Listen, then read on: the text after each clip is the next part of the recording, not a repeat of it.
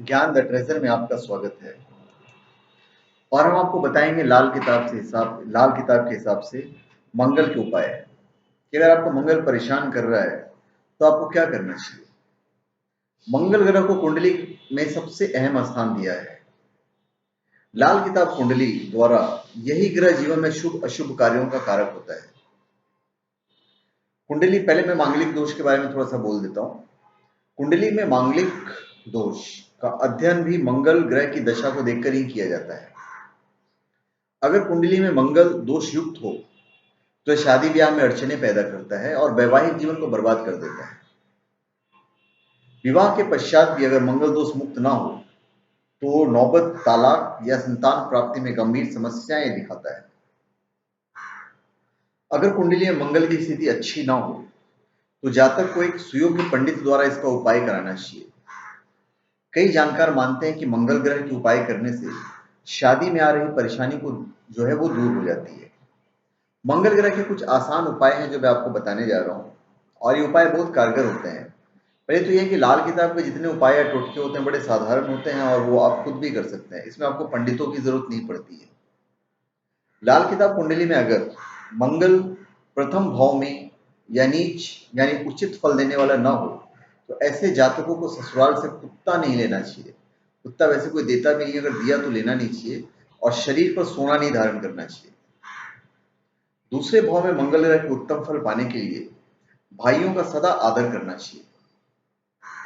तीसरे भाव में मंगल ग्रह की पीड़ा शांत करने के लिए अपनी वाणी पर संयम रखना चाहिए और हमेशा सबसे प्यार से बात करना चाहिए।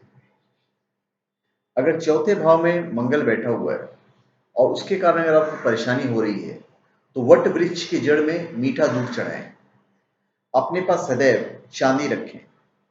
अंधजनों या जिनकी एक आंख हो उनसे दूरी बनाए रखें और चिड़ियों को दाना डालें। पंचम भाव में अगर मंगल की पीड़ा शांत करना है तो जातक को रात को सर के पास पानी रखकर सोए और इस जल को सुबह पेड़ में डाल दीजिए, किसी भी पेड़ में डाल दीजिए। पिता के नाम पर दूध का दान करें और पराई स्त्री से संबंध आप बिल्कुल मत बनाएं। फिर छठे भाव में अगर मंगल ग्रह का शुभ फल पाना है तो जल, चांदी और तेल का दान दें। शनि को शांत करने के उपाय करें तथा पुत्र को कभी सोना न पहनाएं। फिर सातवें भाव में अगर मंगल ग्रह से आपको हानि हो रही है तो घर में ठोस चांदी रखें। तोता, मैना या कोई अन्य पक्षी ना पालें तथा जब भी बहन घर आए तो आप उसे मिठाई देकर विदा करें। आठवें भाव में मंगल ग्रह के अशुभ परिणामों को कम करने के लिए विधवा स्त्रियों की सेवा करें और गले में चांदी का चेन पहने। तंदूरी मीठी रोटी कुत्ते को 40 या 45 दिनों तक खिलाएं। फिर नौवें भाव में मंगल ग्रह की पीड़ा शांत करने के लिए या इनके दुष्परिणामों से बचने के लिए भाभी की सेवा करें और बड़े भाई के साथ रहें तथा दूध, गुड़ और चावल का मंदिर में दान करें। 10वें भाव में अगर मंगल ग्रह आपको परेशान कर रहा है, आपको पीड़ा दे रहा है, तो पीड़ा शांत करने के लिए जमीन, जायदाद और सोना चांदी कभी ना बेचें। हिरन पालें। आज के टाइम पे तो हिरन पालना बड़ा मुश्किल है। फिर संतानहीन लोगों की मदद करें तथा ध्यान दें कि दूध कभी उबल कर ना गिरे।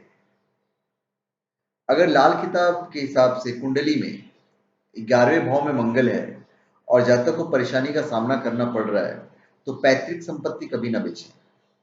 पहली संतान के जन्म पर कुत्ता पालें तथा घर में शहद रखें।